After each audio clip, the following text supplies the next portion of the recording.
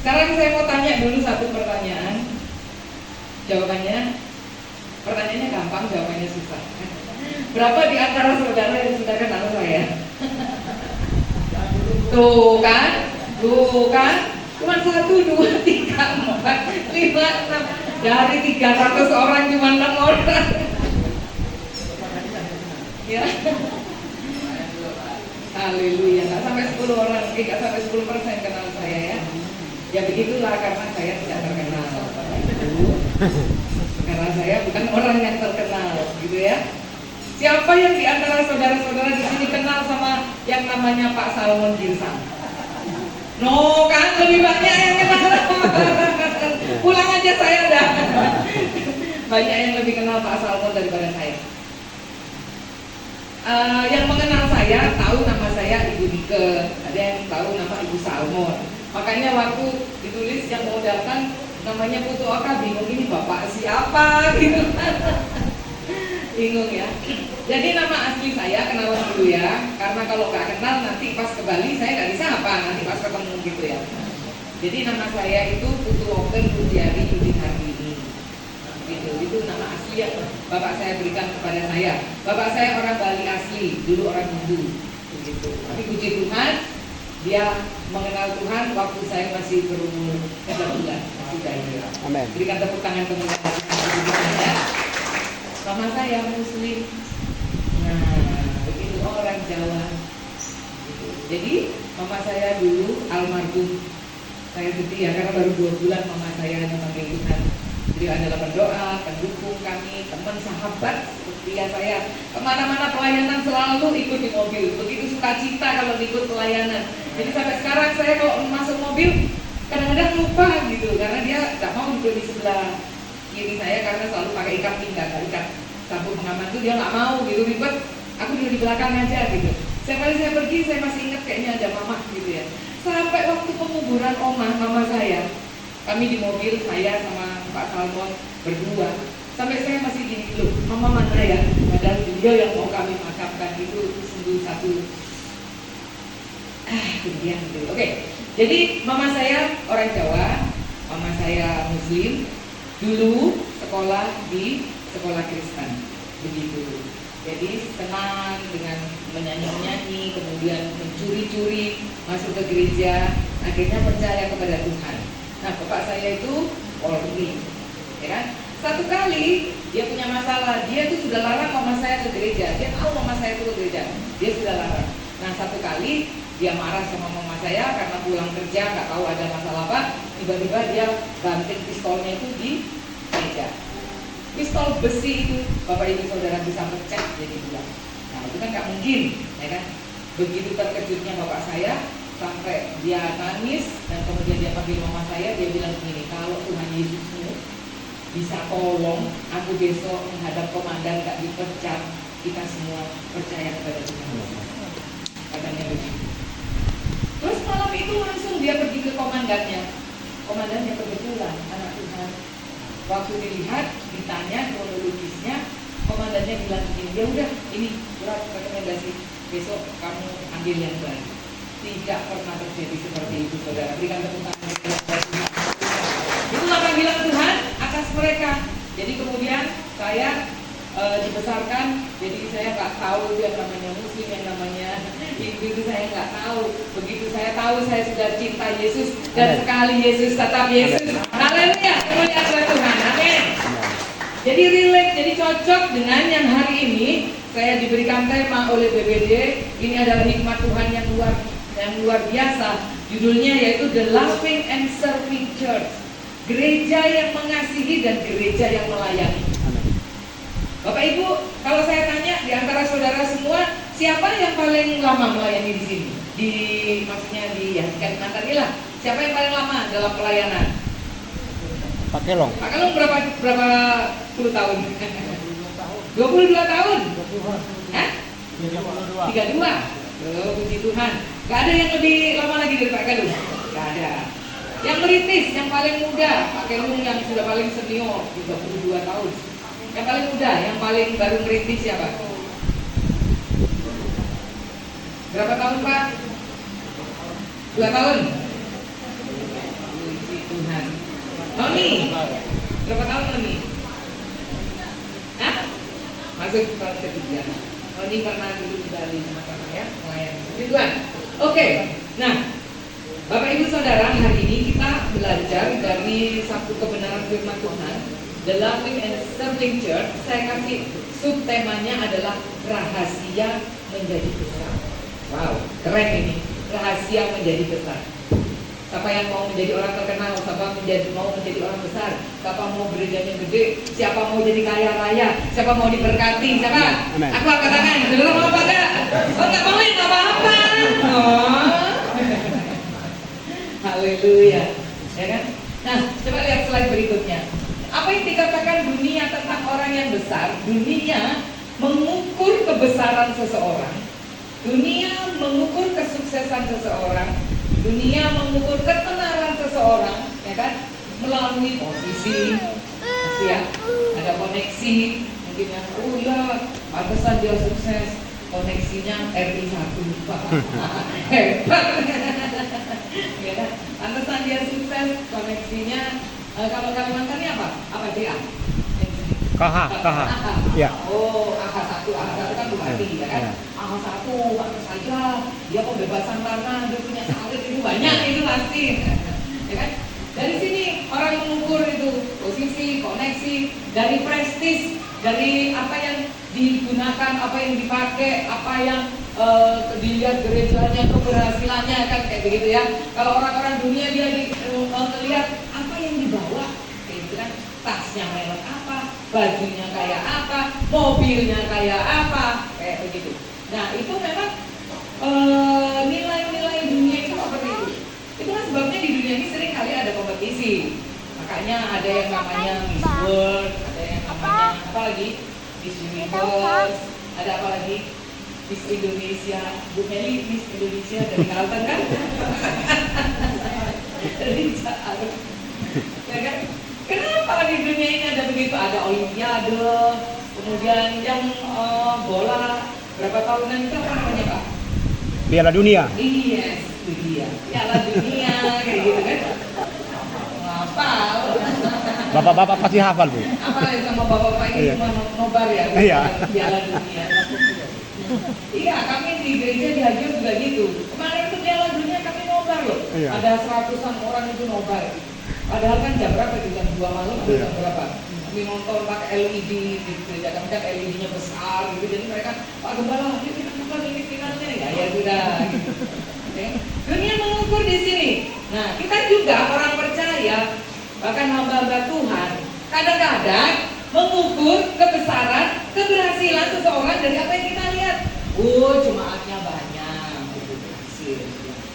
Bukan, wah mobilnya baru ganti lagi. Di sini sudah musim mobil EV, mobil listrik. Belum. Vehicle. Belum punya kami. Kasihan. Pantesan, listriknya udah ada, mobilnya yang belum ada. Iya, belum ada. Hanya gambarnya aja, Bu. Listriknya masih mati. Listriknya masih mati nyala. Kalau gambarnya sudah ada, Bu. Gambarnya sudah ada. Amin. Haleluya, jadi iman ya. Pantesan saya tadi lewat gitu. Kok ini apa ini macet? Ini antri pertama katanya. Wah, ya kan? Antri BBM itu seperti itu. Kalau saya di rumah nggak perlu lagi antri BBM karena tinggal jawab dan murah banget. Dulu kalau pakai mobil BBM 2 juta lebih. Sekarang dengan mobil listrik mau tahu berapa? 400.000 saja satu bulan. Wow.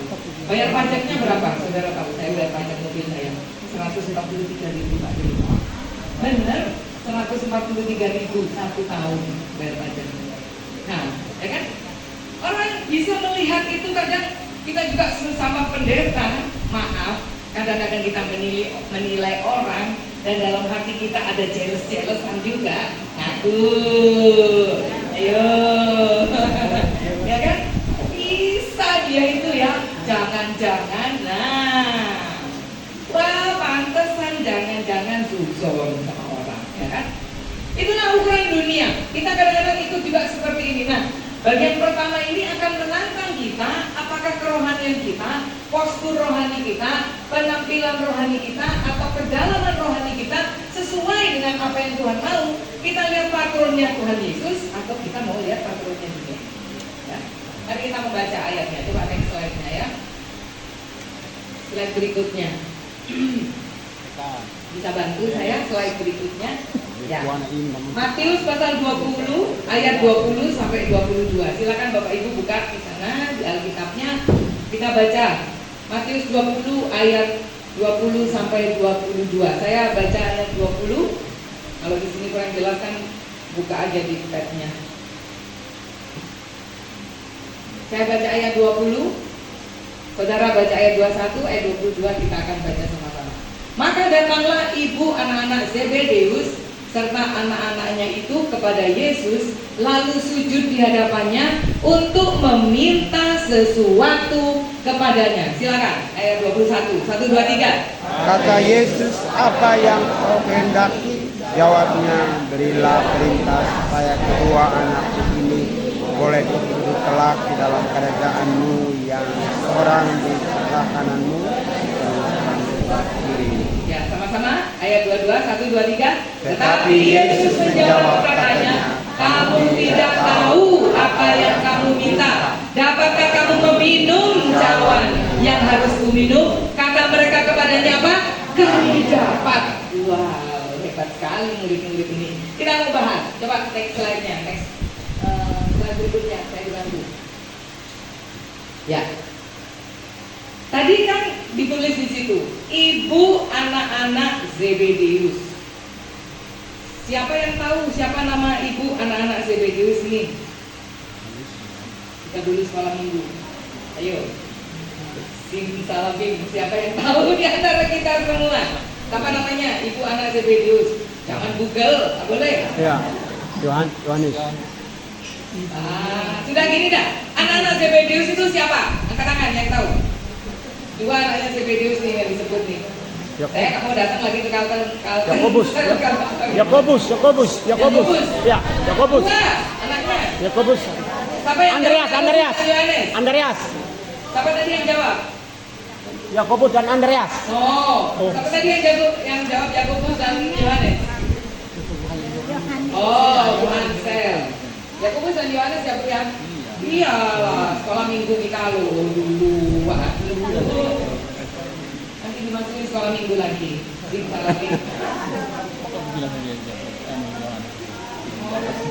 Perak, mau yang 500 atau mau yang merah? Yang mana Pak? Yang merah atau yang 500? Aha.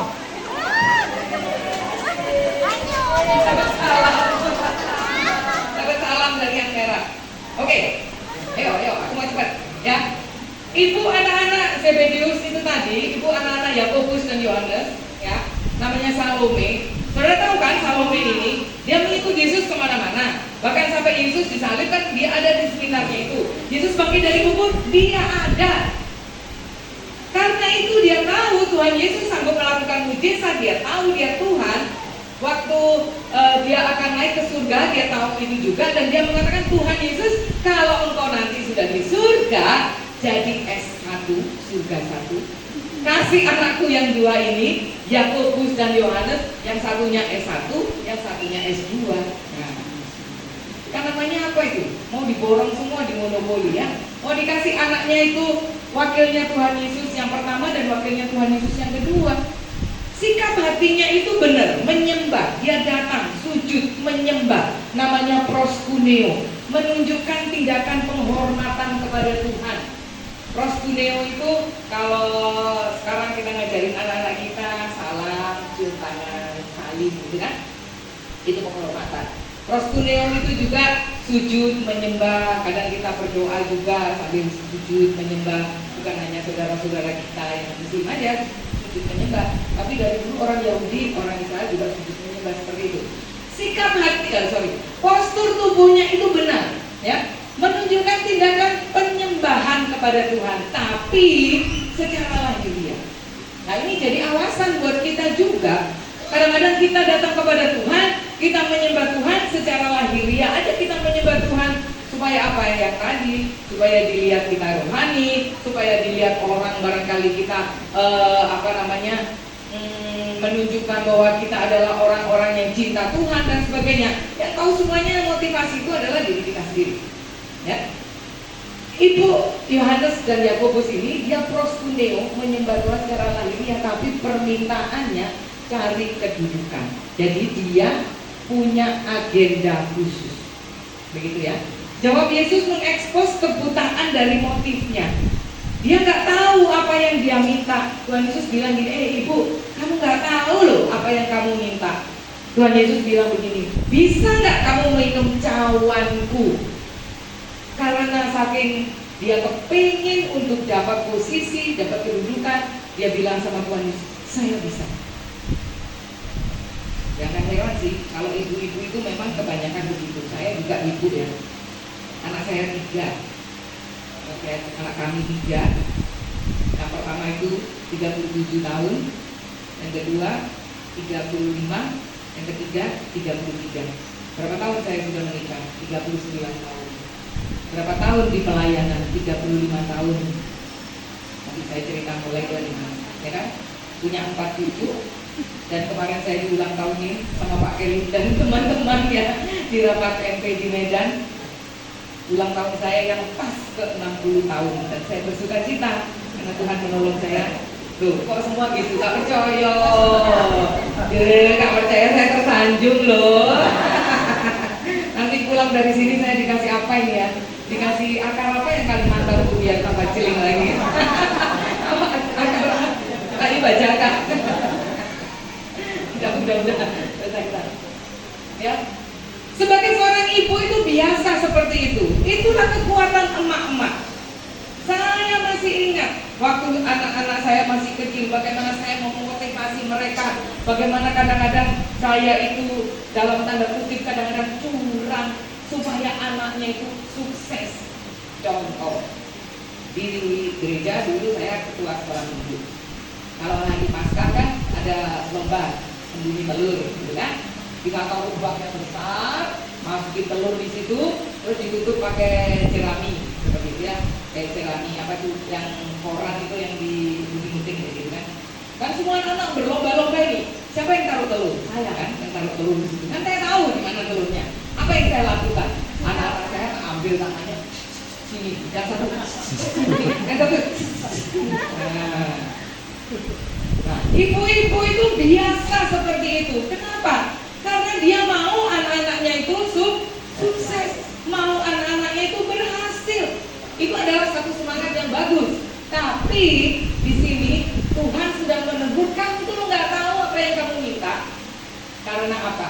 Karena ketika kita minta sesuatu, Tuhan Yesus bilang begini, bisa nggak kamu minum cawanku? Cawannya Tuhan Yesus itu apa? Cawannya Tuhan Yesus adalah berkah. Makanya Tuhan Yesus bilang apa waktu dia mau disalibkan? Di Taman Getsemani dia berdoa bilang apa? Ya Bapa, jikalau boleh, ya cawan ini lalu, kata cawan itu penderitaan. Coba kita lihat slide berikutnya. Ya, postur bisa benar tapi motivasi kita salah. Bisa ikut sujud, bisa berdoa, bisa ikut pelayanan. Kalau kita bukan lagi pelayanan, kita buka pelayanan, kita merintih, ya, gitu kan ya. Itu pelayanan kita, tapi sekaligus kita memegang agenda pribadi. Nah, ini yang Tuhan Yesus mau kita dibersihkan motivasi kita. Apa agenda pribadi kita? Ya macam-macam lah ya. Aku mau setia bayar perpuluhan. Wah, ini bukan mau menurunkan semangat saudara. Aku setia bayar perpuluhan supaya kalau pemilihan BPD ya sama aku masuk. Aku mau pelayanan yang giat supaya aku dilihat dan aku bisa jadi ketua departemen, kayak apa. Nah, itulah yang Tuhan Yesus sedang tegur. Karena Tuhan Yesus tahu agenda tersembunyinya ibu ini adalah maunya anaknya punya kekuasaan. Begitu. Motivasi kita bisa salah, walaupun kita menyembah Tuhan. Itu foto di gereja kami. Bapak Ibu boleh ke gereja kami sekali-sekali ya, biar kita bisa sama-sama menyembah Tuhan. Next slide-nya. Slide berikutnya. Doa yang tidak dikabulkan itu kadang-kadang atau seringkali itu adalah anugerah. Kita nggak enak menerimanya. Orang minta kok nggak dikabulkan sama Tuhan. Kita semua tahu jawaban doa Tuhan. Tuhan bisa bilang iya, bisa bilang tunggu, bisa juga bilang enggak, nggak bisa kamu. Kadang-kadang doa yang nggak dikabulkan itu adalah anugerah.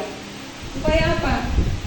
Supaya Tuhan, kadang-kadang Tuhan menolak permintaan yang mencemari tujuannya dalam hidup kita.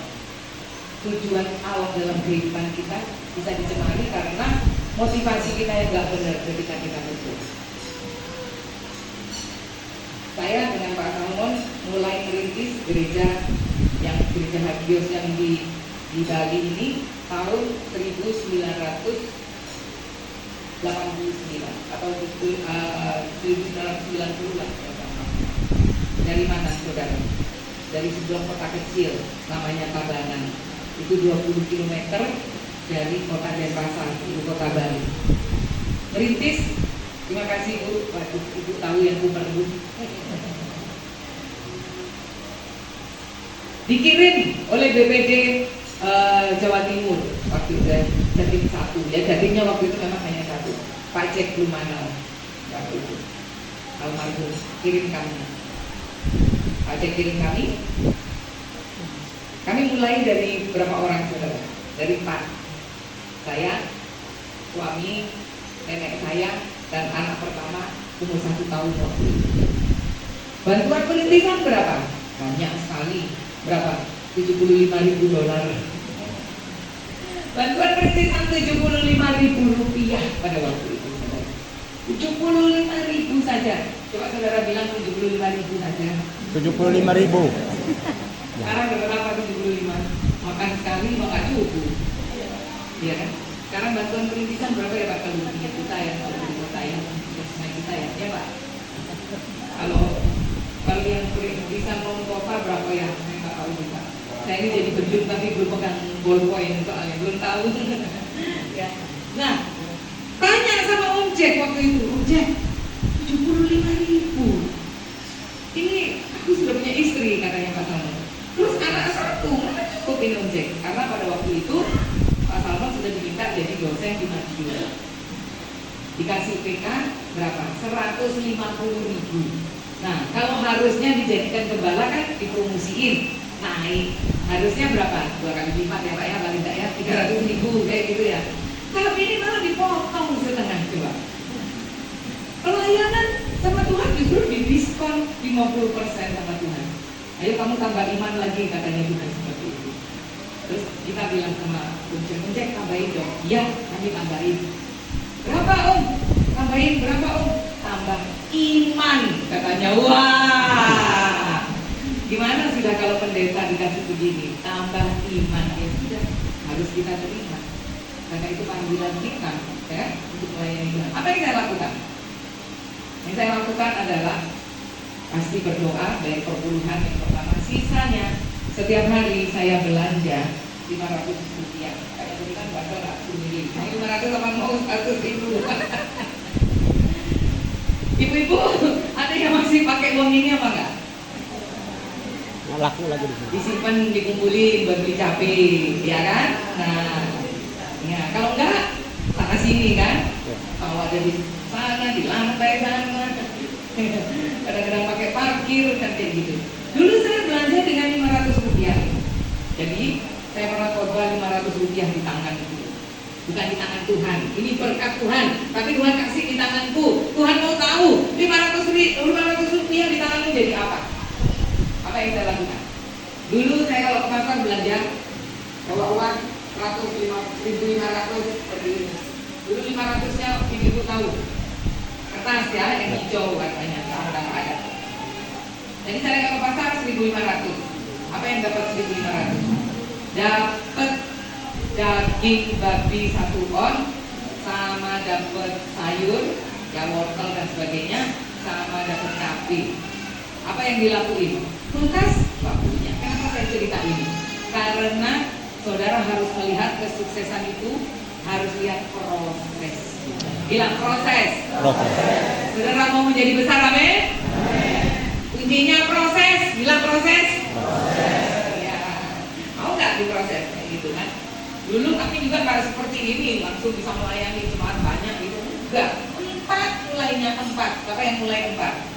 Ya itu udah sama saya kalau gitu. 1.500 ya, dapat daging 1 on dan sebagainya tadi. Hari ini dagingnya direbus, kulkas nggak punya, kulkas itu barang mewah, nggak punya kulkas. Dagingnya direbus, dagingnya diangkat, kaldunya dimasukin sup, sayur supnya. Jadi hari ini makan sup, makan kuah sup tanpa ada daging. Dalam nama Tuhan Yesus, suamiku ya mau aja itu. Harusnya suamiku yang bilang gini, istrimu kok mau aja kasih belanja cuma 500 gitu. Besok bilangin ya sama Pak Salmon. Ujung kali Pak Salmon kasih istrinya belanja cuma 500. Besoknya hari pertama makan dengan sup, besoknya hari yang kedua dagingnya itu disuir-suir dikasih bumbu. Sekarang makan daging bumbu. Beneran kayak gitu. Iya, seperti itu. Bagaimana sekarang sampai bisa? Tadi Ibu Meli banyak kok sering keluar negeri sih, iya, aku koleksi memang luar negeri. Ini kenal saya udah lama. Begitu. Ditanya sama saya, berapa negara sudah dikunjungi? Ikut, baru 35. Karena saya mau kunjungi banyak. Gitu. Bukan sombong. Dimulai dari apa? Ini loh bener kan? Coba tanya ada orang-orang yang tahu itu. Dari mana? Apakah saya ambil uang gereja? Enggak. Ini yang harus kita bahas. Maaf, saya mau mentransferkan iman dan mentransferkan apa yang Tuhan lakukan kepada saya. Amen. Dan semua orang bisa. Katakan saya bisa. Saya. Katakan kamu bisa. Sama temannya. Ayo semangat, semangat, semangat. Amen. Pasti bisa. Amen. Amin. Amen. Ya. Amin. Berikan tepuk tangan kemuliaan buat Tuhan. Bisa, semua bisa. Amen. Bisa jadi besar, bisa. Saudara tahu nggak? Ini bukan suatu kebetulan kalau di Kalimantan ini, Kaltim khususnya ya, ibu kota negara. Kalteng. Enggak Kaltim maksud saya, iya. ibu kota negara itu IKN. Oh, aku salah ya, IKN itu di Kaltim, bener kan? Iya. Kan? Kami yang salah loading. Itu Kami bukan yang salah suatu loading. kebetulan kalau ibu kota ini dipindahkan ke sana ke IKN. Itu semua dalam rencana Tuhan. Amin. Saya bilang amin. Amin. Itu apa? Supaya saudara jadi orang besar. Amin. Supaya jadi orang yang sukses. Yes. Supaya gereja saudara diberkati. Amin. Supaya saudara memenangkan banyak jiwa. Amin. Amin. Amin. Berikan lagi tepuk tangan untuk kemuliaan bagi Tuhan. Itu loh, bukan satu kebetulan. Bagaimana bisa dipindah ke sini kalau nggak Tuhan ikut campur tangan? Akan melihat nanti ke depannya. Kayak apa? Oh, Bali kalah nanti lewat. Nanti di sini bisa kayak Shanghai, kalau saudara ke Cina, Beijing, dari ujung ke ujung itu naik pesawat, naik kereta api yang cepat kayak bus yang di Jakarta itu cuma 12 jam. Keretanya bagus, kayak gitu murah. Negerinya di Cina itu, wah, Cina itu murah saudara. Kalau mau jalan-jalan ke Cina, kalau patut misalnya ajak saya ya, bayar kita ya. Tenang, murah. Dari mana? Dulu mereka juga miskin, ya kan? Tapi mereka punya mimpi besar, berpikir besar. Kita juga harus dimulai dari itu. Oleh sebabnya ini 500. Siapa yang mau menerima 500 mujizat ini supaya dikenang-kenangkan? Oh, ternyata 500. Oh, terima kasih. Dalam nama Tuhan Yesus diberkati. Jangan dibelanjain. Jadi bibir iman. Ada 2 lagi. Siapa mau? Ya, kita mau. Belanjain. Itu bukan jimat, itu bukan jimat. Ya, itu bukan jimat. Jangan dikasih kantong merah terus taruh di pintu, bukan. Itu untuk mengingat, ya. Kalau perlu itu dilaminating gitu, kayak di meja rias. Pas ibu-ibu pakai alis, ingat, oh ibu ini ke kota dari 500 ya. Terus Tuhan bikin mujizat. Saya juga bisa. Saya mau berdoa. Amin. Sekali lagi berikan tepuk tangan kepada Tuhan ya. Siap Tuhan ya. Oke, ayo next slide-nya. Slide berikutnya. Nah, cawan itu sebagai pengikut cawan sebagai realitas pengikut Kristus itu adalah kebesaran di samping Yesus tak terlepas dari panggilan untuk meminum cawan penderitaan. Yesus meminum cawan penderitaan, kita juga meminum cawan penderitaan. Kalau saya tanya di antara saudara semua di ruangan ini, ada yang nggak menderita dalam pelayanan? Angkat tangan.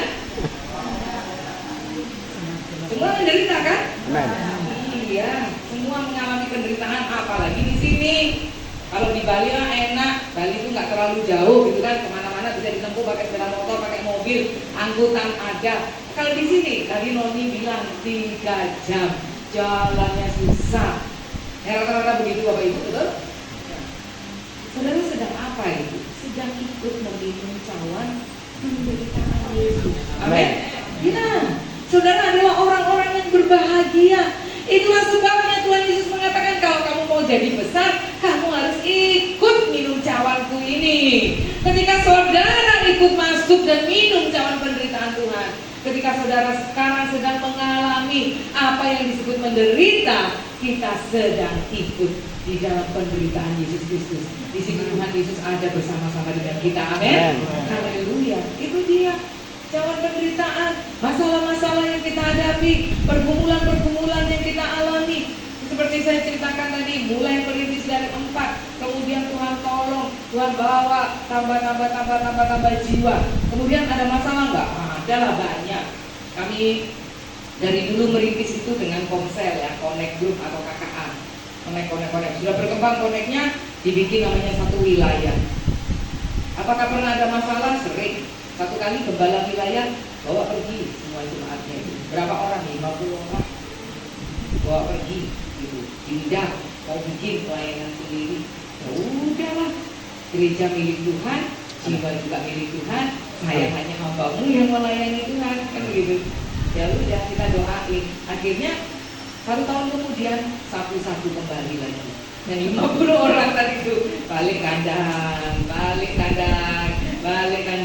Suruh mau tepuk tangan aja.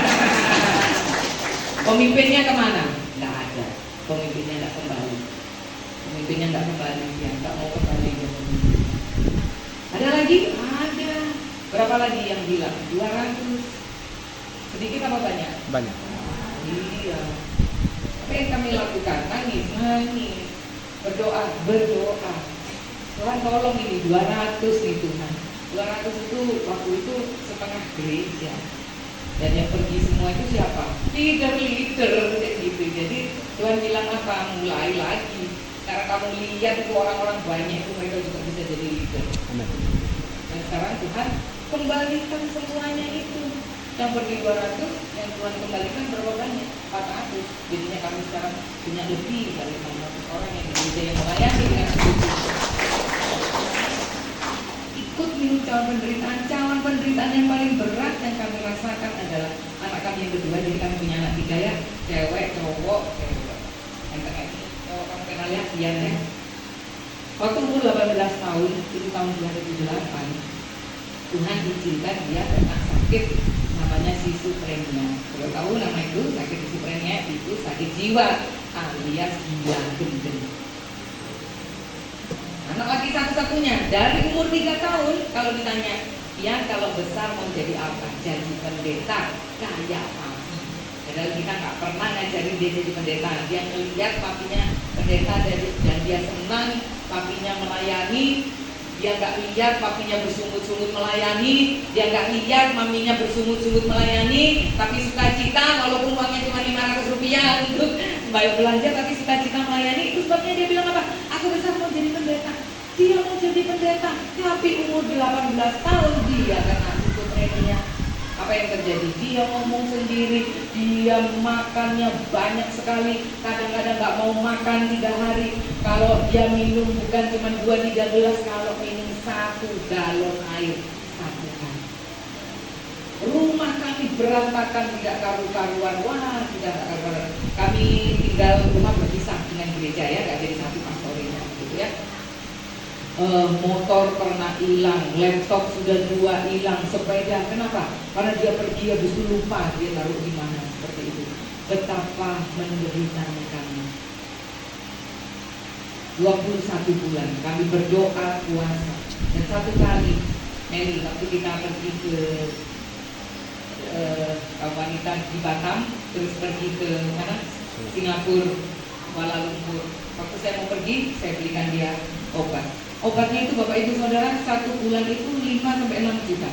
habisin obat sama ke dokter itu waktu itu cuma sekian sudah membuat kami benar-benar darah ini kalau udah di Boris itu sudah habis-habisan semua dijual untuk anak ini, ya. Waktu saya mau berangkat gak bilang ini obat kamu harus minum. Pulang dari Rapimnas kaum wanita, saya lihat obat itu utuh.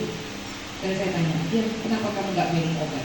Dia bilang begini, 2 malam yang lalu mami, Tuhan Yesus datang sama aku. Tuhan Yesus bilang gini, Pia, jangan minum obat lagi. Aku sudah sembuhkan kamu. Amen. Dan dia sembuh dari saat itu sampai sekarang. Lihat itu harus berani minum cawan penderitaan Tuhan. Kalau benar-benar disuruh minum cawan penderitaan itu cawan maut, kalau benar-benar disuruh minum gitu kita ya nggak mau. Tapi karena kita memang nggak sadar atau terpaksa Tuhan suruh kayak begitu dan kita mau melakukannya, disitulah kita sedang masuk dalam cawan penderitaan Tuhan. Dan apa yang terjadi? Anak saya diproses, Vian diproses, dia melihat kebesaran Tuhan. Saat ini dia menjadi pelayan di Hillsong sama dengan Pak Eka. Hillsong itu di ECA kita ya di Bali ya. Hillsong itu gerejanya besar, ada 2 jemaatnya berapa ya? Hampir 4.000 atau 3.000 atau 5.000. Dia sekolah ke Australia dan sebagainya. Kalau kami tidak masuk dalam cawan penderitaan Tuhan, tidak mungkin Tuhan akan memberikan kebesaran.